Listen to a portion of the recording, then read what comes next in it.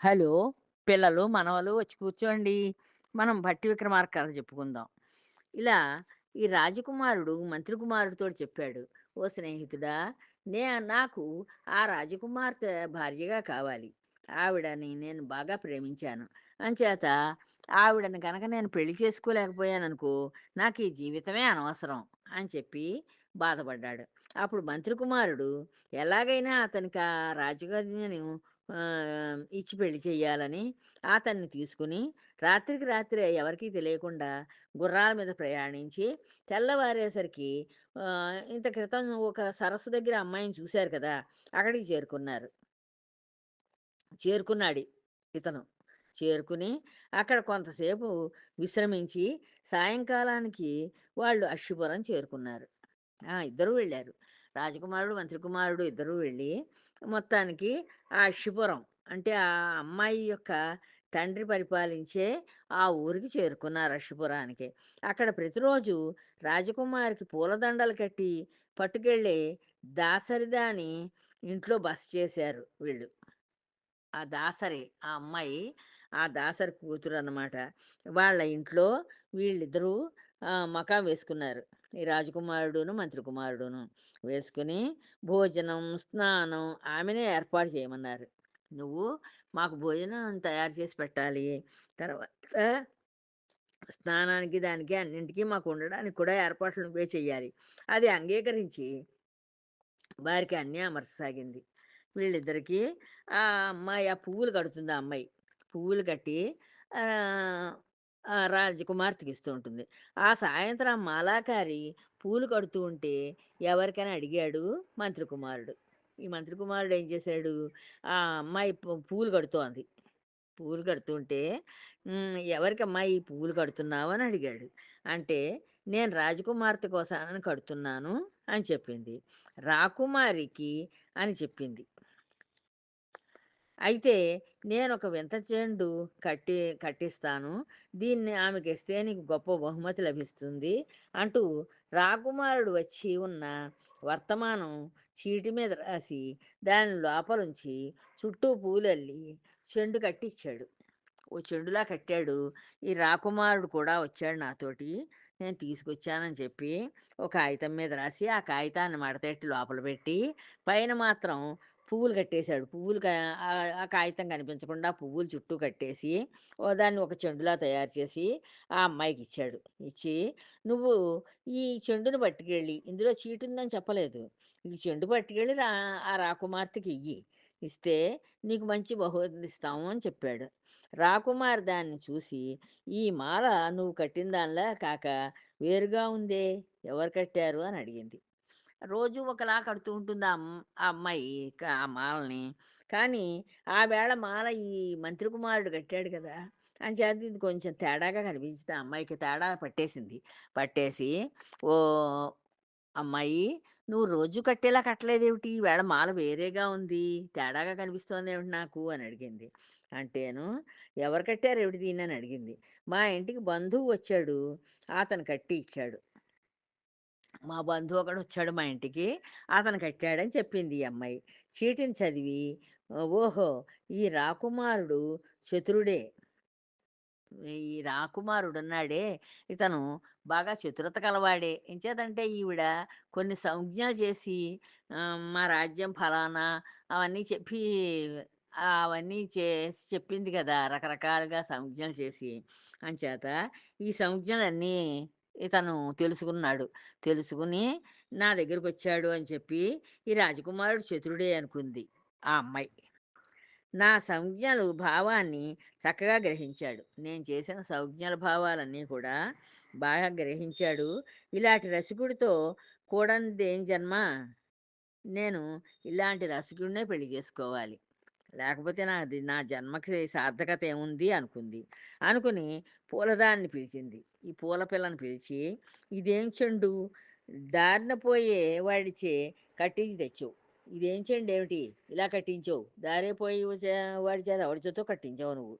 ఇది నాకు అక్కర్లేదు" అంటూ కోపంగా ఆ చెండుని దాని ముఖం మీద విసిరికొట్టి, ఆ చెండుని ఏం చేసింది, ఆ క పువ్వులు కట్టే అమ్మాయి ఉందే, ఆ అమ్మాయి మొహం మీద పట్టుకు కొట్టేసిందిట. ఆ పూల చెండుని విసిరేసింది. తన 2 చేతుల్ని గంధంలో ముంచింది. తన 2 చేతుల్ని గంధంలో ముంచి ఆ 2 చెంపల మీద వేళ్ళ ముద్రలు పడేలా కొట్టిందిట ఆ పిల్లని. ఆ గంధం ఆరిపోతే తెల్లగా మచ్చలు పడతాయి కదా! అందుకోసాన్ని ముందు వేళ్ళేమో 10 వేళ్ళు గంధంలో ముంచింది ఈ రాకుమారి.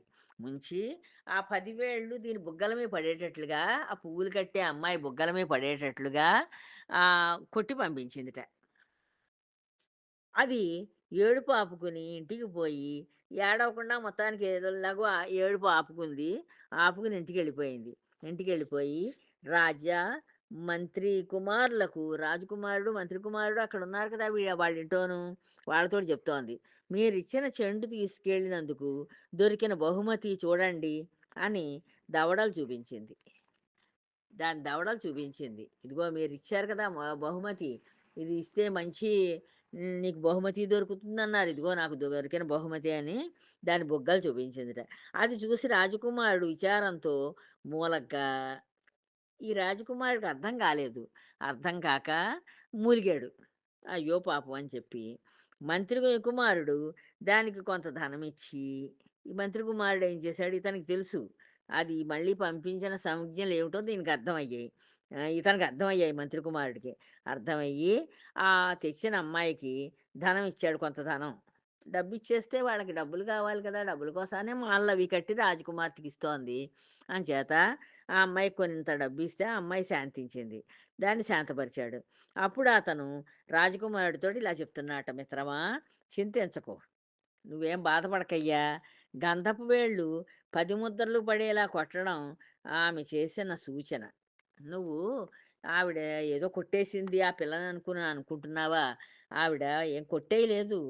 ఆవిడ ఆ బుగ్గల మీద 10 వేళ్ళు పడేటట్టుగా అలా ఎందుకు కొట్టిందంటే, ఆమె నీ రాకకు సంతోషించిన 10 రోజుల వరకు వెన్నెల రాత్రులు గనక ఓర్పుతో ఎదురు చూడమని" అన్నాడు.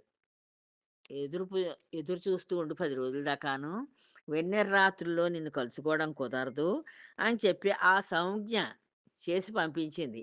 అలా 10 రోజులు 10 వేళ్ళు పడేటట్టుగా గంధంతోటి కొట్టిందంటే 10 రాత్రుల దాకా వెన్నెల రాత్రులు నడుస్తున్నాయి. అంచేత 10 రాత్రులు అయ్యేదాకా నువ్వు నన్ను కలుసుకోవడం కుదరదు. ఎదురు చూడు నువ్వు నేను మళ్ళీ చెప్పేదాకాను అని చెప్పి రాజకుమారుడికి అది సంజ్ఞ పంపించింది ఆ రాజకుమార్తె అని చెప్పాడు. ఈ మంత్రి కుమారుడికి అర్థమైంది. రాజకుమారుడికి అర్థం కాలేదు. 10 రోజులు గడిచి చీకటి రాత్రులు రాగానే మునుపట్లాగే మరో పూల చెండుని చీటీ పెట్టి మంత్రి కుమారుడు పంపాడు. సరే ఆ అమ్మాయి చెప్పిన 10 రోజులు అయిపోయాయి. అయిపోయేసరికి ఈ మంత్రి కుమారుడు ఏం చేశాడు, మళ్ళీ ఒక చీటీ పెట్టాడు. చీటీ పెట్టి మునుపెల్లాగా పూల చెండులో పెట్టి కట్టి పంపించాడో, అలాగే ఇంకో చెండుని కట్టి పంపించాడు. రాజకుమారి దాన్ని చదువుకుంది. ఆ చీటి తీసి చదువుకుంది ఆ రాజకుమార్తె. కుంకుమ కలిపిన నీటిలో 3 వేళ్ల ముంచి పూలదాని రొమ్ము మీద చుక్కలేర్పడేలా అద్ది ఒక చెలికత్తెని పిలిచి దీనిని దొడ్డిదారిన తీసుకుపోయి బయట వదలమంది. ఒక చెలికత్తెని పిలిచింది. పిలిచి ఆహ్, రాకుమారి దాన్ని చదువుకుంది ఆ కాగితం. చదువుకుని కుంకుమ కలిపిన నీళ్ళు ఈ మాటు నీళ్ళలో కుంకం కలిపింది. కలిపి ఆ నీళ్ళలో 3 వేళ్ళు ముంచింది. ఆ నీళ్ళల్లో 3 వేళ్ళు ముంచి పూలదాని రొమ్ము మీద చుక్కలేర్పడేలా అద్దింది. చుక్కలు చుక్కలుగా అయ్యేటట్లుగా 3 చుక్కలు ఏర్పడేటట్లుగా అద్దిందిట. అద్ది ఒక చెలికత్తెని పిలిచింది. ఒక చెలికత్తెని పిలిచి దీన్ని దొడ్డిదారిన తీసుకుపోయి బయట వదలమంది. దీన్ని దొడ్డిదారంపట తీసుకుపోయి ఈ పూలమ్మాయిని అక్కడ వదలండి. బయట వదలండి అని చెప్పింది. పూలది అలాంటి పరాభవం కలిగినందుకు కోపంతో ఇంటికొచ్చి యువకులకు జరిగినదంతా చెప్పి గోడు గో గొల్లుమని ఏడ్చిందది. ఆ పూలమ్మాయి మళ్ళీ ఏడ్చింది. ఇలాగా నాకు ఇలా పరాభవం చేసి మళ్ళీ పంపించింది అని. వాళ్ళు దానికి ధనమిచ్చి శాంతింపజేశారు. మళ్ళీ దానికి డబ్బులిచ్చారు. ఆ పూలమ్మాయికి మళ్ళీ డబ్బులిచ్చి, "ఏం బాధపడకు, మేమున్నాం కదా! మేము నిన్ను చూసుకుంటాంలే" అని చెప్పి దాన్ని ఓదార్చారు. అప్పుడు మంత్రి కుమారుడు, "స్నేహితుడా, 3 కుంకుమ బొట్ల సూచన ఆమె బహిష్టు అయి ఉన్నదని, దొడ్డివాకిలి నుంచి దీనిని పంపడంలో అంతరార్థం, 4వ నాడు నువ్వు వెళ్తే అప్పటికి అక్కడ నిన్ను తీసుకెళ్ళేందుకు ఏర్పాటు జరిపి ఉంటుందని" చెప్పాడు. మంత్రి కుమారుడికి అర్థమైంది. అలా 3 కుంకుమ బొట్లు పెట్టిందంటే దాని వక్షస్థలం మీద ఆ అమ్మాయి 3 రోజులు బహిష్టులో ఉందని, దుంగుమోంపట పంపించింది ఈ పిల్లనంటే, నాలుగో రోజుని నేను నీకు లోపలికి రావడానికి ఏర్పాటు చేస్తాను అని అర్థం అని చెప్పాడు. నాలుగో నాడు ఇద్దరూ పూలది చెప్పిన గుర్తులను ఆహ్, ఆహ్, అది అనుసరించి దొడ్డివాకిలి వద్దకు వెళ్ళారు. ఇంక నాలుగో రోజునే ఈ రాజకుమారుడు వెళ్ళాడు, మంత్రి కుమారుడు వెళ్ళాడు. ఇద్దరూ కూడా ఈ పూలదాన్ని అడిగారు. ఏమేం గుర్తులుంటాయి ఆ దొడ్డు గుమ్మానికని. అదేదో చెప్పింది. ఆ గుర్తులన్నీ పట్టుకుని వాళ్ళు ఆ దొడ్డి వాకిలి దగ్గరికి వెళ్ళారు. అది తెరవబడుంది. ఆ వాకిలి తెరుచుంది. రాజకుమారుడిని లోపలికి పంపి మంత్రి కుమారుడు వెనక్కి వెళ్ళిపోయాడు. ఈ రాజకుమారుడినేమో ముందుకు పంపించాడు లోపలికి వెళ్ళమని. ఈ మంత్రి కుమారుడేమో మళ్ళీ ఆ పూలు కట్టి అమ్మాయి ఇంట్లో ఉన్నారు కదా! అక్కడికెళ్ళిపోయాడు. వజ్రమకుటుడు లోపలికి వెళ్ళగానే రాకుమారి పద్మావతి చేత నియమింపబడిన చెలికత్తె ఎదురుగా వచ్చి అతన్ని రహస్య మార్గంలో అంతఃపురానికి తీసుకుపోయింది. ఈ వజ్రమకుటుడు అంటే రాజకుమారుడు అక్కడ లోపలికి వెళ్ళాడు. ఆ దొడ్డు గుమ్మం తీసుంది కదా! తీసున్న దొడ్డు గుమ్మంలోంచి లోపలికి వెళ్ళాడు. వెడితే రాకుమారి పద్మావతి ఏం చేసింది, ఎవరినో నియమించిందో చెలికత్తెని. "నువ్వు రాజకుమారుడొస్తాడు. ఆ అబ్బాయికి ఎదురుగా వెళ్ళి లోపలికి తీసుకురా రహస్య మార్గంలోంచని." ఆవిడ అలాగే రహస్య మార్గం గుండా అంతఃపురానికి తీసుకుపోయింది ఈ రాజకుమారుడిని. రాజకుమార్తె అతన్ని చేయి పట్టుకుని, కౌగిలించుకొని శయన మందిరానికి తీసుకెళ్ళి సకల ఉపచారాలు చేసింది. ఈ రాజకుమార్తె ఏం చేసింది, ఈ రాజకుమారుడిని తన శయన మందిరానికి తీసుకుపోయింది. ఆయన్ని చేయి పట్టుకుని లోపలికి తీసుకెళ్ళి కౌగిలించుకుని శయన మందిరానికి తీసుకెళ్ళిపోయింది. సకల ఉపచారాలు ఈయనకి చేసింది. ఇద్దరూ చాలా సుఖాలన్నీ అనుభవించారు. చాలా అలా వారం దినాలు గడిచాయి. అలా ఒక వారం రోజులు అక్కడే ఉండిపోయాడు ఈ రాజకుమారుడు. అప్పటికి మంత్రి కుమారుడు గుర్తొచ్చి, అప్పుడు మంత్రి కుమారుడు గుర్తొచ్చాడు ఈ రాజకుమారుడికి. అయ్యో! ఇద్దరం కలిసొచ్చాము. ఆ దొడ్డు గుమ్మం తలుపు అవతల వాడు ఉండిపోయాడు. నేను లోపలికొచ్చాను అని చెప్పి ఎంత అవివేకినయ్యాను నేను. ఇన్నాళ్ళు నా ప్రాణమిత్రుడిని ఎలా వదిలిపెట్టి ఉండగలిగాను. అంతఃపురంలో అన్యుల కంట పడకుండా ఉన్నాను. ఇన్నాళ్ళు కూడా ఈ వారం రోజులు నేను ఎవళ్ళ కంటా పడకుండా ఉన్నాను ఇక్కడ ఈ అంతఃపురంలో. అక్కడి నుంచి అతని దగ్గరికి ఎలా పోగలను? నేను ఈ ఇప్పుడు ఆ అంతఃపురంలోంచి మళ్ళీ నా స్నేహితుడు అక్కడ దొడ్డుగుమ్మం దగ్గర ఉండిపోయాడేమో! అతని దగ్గరికి ఎలా వెడతాను? ఆ మాట చెబితే రాజపుత్రి ఏమంటుందో? ఆ మాటలని చెప్పాననుకో రాజపుత్రికి, ఆవిడేమనుకుంటుందో ఏమిటో అని చింతించసాగాడని ఆలోచిస్తున్నాడు ఈ రాజకుమారుడు.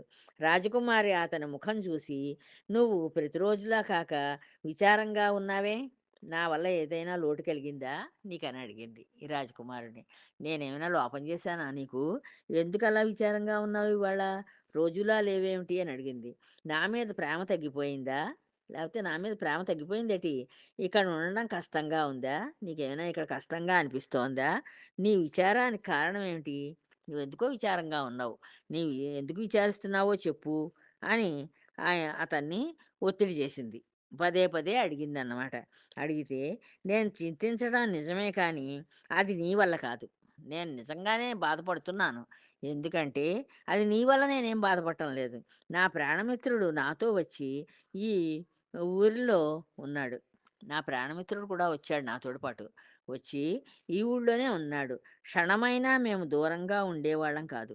ఒక్క క్షణం కూడా ఒహడనహళం వదిలేసి ఉండేవాళ్ళం కాదు. ఆ మంత్రి కుమారుడు వాడు చాలా చతురత కలిగినవాడు. అంటే బాగా తెలివితేటలున్నవాడు. నీ సంజ్ఞలకు భావం అతనే చెప్పి మనకి సంగమ సుఖం కలిగించాడు. నువ్వు సంజ్ఞలు చేసి చెప్పావు కదా! ఆ చెప్పిన సంజ్ఞలన్నింటికి అర్థం అతనే చెప్పాడు. అతను చతురుడని చెప్పాను కదా! అంచేత నువ్వు చేసిన ఆ సంజ్ఞలన్నింటికి స అర్థం చెప్పాడు. భావం చెప్పాడు. చెప్పి నన్నిక్కడికి పంపించాడు. మనిద్దరికీ ఈ సంగమ సుఖం కలిగించాడు. ఇంతవరకు అతను గుర్తుకు రాలేదు. నేను ఈ వారం రోజులు నీతో కలిసిపోయి ఉండిపోయాను కదా ఇక్కడ. అంచేత అతన్ని మర్చిపోయాను. గుర్తు రాలేదు. ఇప్పుడు గుర్తొచ్చాడు అతను. అతనెలా చూడగలడా అని విచారిస్తున్నాను. నేను అతన్ని ఎలా చూడాలి? ఎలా వెళ్ళగలనని ఆలోచిస్తున్నాను. చెప్పాడు రాకుమారుడు. ఇలా ఈ జరిగిన విషయాలన్నీ చెప్పేశాడు. చెప్పేసరికి అది విని రాజపుత్రిక తడబడింది. ఈ రాజపుత్రిక దీనికి తడబాటొచ్చింది. ఇదా కథ? అయితే ఈ కథ ఇదన్నమాట. వీడు చతురుడు కాదు. ఈ రాజపుత్రుడు హ్మ్, వివేకహీనుడు. వీడికి వివేకం ఏం లేదు ఈ రాజపుత్రుడికి. అందుకే తన రహస్యం అంతా చెప్పేశాడు. వాళ్ళిద్దరి మధ్య, ఆ స్నేహితుల మధ్య ఉన్న రహస్యం అంతా నాకు చెప్పేశాడు. మంత్రి కుమారుడే ప్రజ్ఞాశాలిలా ఉన్నాడు. ఈ రాజకుమారుడు ఉత్త చవటే. ఆ మంత్రి కుమారుడు చాలా ప్రజ్ఞాశాలి. విధివశాత్తు ఈ రాజకుమారుడినే వరించి కూడడం జరిగింది. నేనే విధి ఆ భగవంతుడు అలా రాశాడు మా ఇద్దరికీను. అంచేత నేను విధి అలా రావడం చేత భగవంతుడు అలా రాయడం చేత నా నొసటని ఈ రాజకుమారుడినే వరించాను నేను. ఇతనే అందగాడనుకుని వరించాను. వరించి నేను ఇతనితోటి కలిశాను. కానీ నాకు ఈ సుఖం శాశ్వతంగా ఉంటుందని తోచదు. కానీ నాకు ఇలాగా శాశ్వతంగా సుఖపడగలను ఇతనితోటని నాకు తోచటం లేదు. ఎంచేతంటే మంత్రి కుమారుడు నేర్పుగా ఇతన్ని తన రాజ్యానికి తీసుకుపోతాడు. ఏం చేస్తాడా మంత్రి కుమారుడు? చాలా నేర్పరిలా ఉన్నాడతను. అంచేత ఈ రాజకుమారుడిని తన రాజ్యానికి తీసుకుపోతాడు తప్ప, ఇక్కడ వదిలిపెట్టడు. నా దగ్గర వదలడు. యోగ్యుడైనా కాకపోయినా ఇన్ని రోజులు ఇతనితో కలిసి ఉన్నాను. ఇతను ఇప్పుడు ఇన్ని రోజులు కలిసున్నాను కనుక నేను, ఇప్పుడు మళ్ళీ ఇతను యోగ్యుడు కాదు అని అనుకోకూడదు. యోగ్యుడైనా కాకపోయినా ఇతనితోటి కలిసున్నాను కనుక, ఇతన్నే పెళ్లి చేసుకోవాలి. ఎలా వదలగలను? ఇతన్నిప్పుడు వదలడం ఎలా కుదురుతుంది నాకు? వదలడం కుదరదు. అతన్ని దక్కించుకోవడం ఎలా? ఏం చెయ్యాలి? ఆ మంత్రి కుమారుడిని చంపేస్తే ఇతను నా దగ్గరే ఉండిపోతాడు. ఈ రాజకుమారుడిని నేనెలా దక్కించుకోవాలి మరి? అతను తీసుకుపోతాడు లేకపోతేను. ఆ మంత్రి కుమారుడు చాలా తెలివైనవాడు. అతను తీసుకుపోతాడు. అంచేత అతను తీసుకుపోకుండా ఈ రాజకుమారుడిని నేను దక్కించుకోవాలి. దక్కించుకోవాలంటే ఏం చెయ్యాలి? ఈ మంత్రి కుమారుడిని గనక చంపేశానంటే ఏదో వంక పెట్టి ఇంకా నా దగ్గరే ఉండిపోతాడు ఈ రాజకుమారుడు. అదే సరైన పని. అంచేత అదే సరైన పని నేనలా చెయ్యాలి అని మనసులో నిర్ణయించుకుంది. నిర్ణయించుకుని రాకుమారుడిని కౌగిలించుకుని, ముద్దు పెట్టుకుని, ఆ రాజకుమారుడికి అంటే ఏమీ పైకి మాత్రం ఏమీ ఇది చేయకుండా నటిస్తూ ఆ రాజకుమారుడిని కౌగిలించుకుంది, ముద్దు పెట్టుకుంది. ఇలాగా అతన్ని ఎంతో ప్రేమిస్తూ ఉన్నట్లుగా నాటకాలాడుతోంది. మనోహర, నువ్వు చాలా తప్పు చేసావు. ఓ మనోహరుడా! నువ్వు చాలా తప్పు చేశావయ్యా. నీకు అంతటి మిత్రుడు ఉండడం మిత్రుడు ఉన్నాడని మంత్రి ఉన్నాడని, నీతో వచ్చాడని ఒక్కసారైనా చెప్పావు కాదు. నువ్వు అంత గొప్ప మిత్రుడున్నాడని కానీ, నీతో వచ్చాడని కానీ, నువ్వు ఒక్కసారి కూడా నాకు చెప్పలేదు. నీ మిత్రుడు నాకు గౌరవనీయుడే అవుతాడు. నీ మిత్రుడిని నీ మిత్రుడంటే నాకు చాలా గౌరవమే. అతను కూడా నాకు గౌరవనీయుడే. ఎంచేతంటే నేను వరించాను కదా భర్తగాను. అంచేత నీ మిత్రుడు కూడా నాకు చాలా గౌరవించదగినవాడే. ఇప్పుడైనా వెంటనే వెళ్ళి అతన్ని చూసి మాట్లాడరా అంది. సరే అయితే ఇప్పుడు ఆలస్యమైనా పర్వాలేదులే. ఇప్పుడు నువ్వు అతని దగ్గరికెళ్ళు. వెళ్ళి అతన్ని చూసుకో. చూసుకుని మాట్లాడిరా అంది. ఆమె అంత తొందరగా అంగీకరిస్తుందనుకోని వజ్రమకుటుడు పద్మావతి అలా అనగానే చాలా సంతోషించి ప్రయాణ సన్నాహం చేసుకోసాగాడు. ఈ వజ్రమకుటుడు అంటే ఈ రాజకుమారుడు ఏమనుకున్నాడంటే ఈవిడంత గమ్మున ఒప్పుకుంటుంది, పంపిస్తుంది అనుకోలేదు. అక్కడికి స్నేహితుడి దగ్గరికి. కానీ ఇక్కడి నుంచి ఎలా వెళ్ళడం అని ఆలోచిస్తున్నాడు గదా! ఆ అమ్మాయే చెప్పింది. "వెళ్ళు, నీ స్నేహితుడిని చక్కగా చూసిరా" అని చెప్పింది. నా ఇంత తొందరగా ఒప్పుకుంది గనక ఆయన చాలా సంతోషించాడు ఆ రాజకుమారుడు. సంతోషించి ఆహ్, ప్రయాణ సన్నాహం అయ్యాడు. ప్రయాణానికి తగిన ఏర్పాట్లన్నీ చేసుకున్నాడు. పద్మావతి అతనికొక వంటకం ఇచ్చింది. ఈ పద్మావతి ఏం చేసింది, అతను వెడుతున్నాడు కదా! ఈ వెళ్ళేవాడికి ఒక వంటకం తయారు చేసి ఇచ్చింది. ఏదో వండిచ్చింది. దీన్ని నేనిచ్చానని చెప్పి మీ మిత్రుడికియ్యి. ఈ వంటకాన్ని మీ మిత్రుడి కోసం చేశాను. అంచేత నేను చేశానని చెప్పి నీ మిత్రుడికియ్యి ఇది తీసుకెళ్ళి. అతన్నే తినమను. నీ మిత్రుడినే తినమను.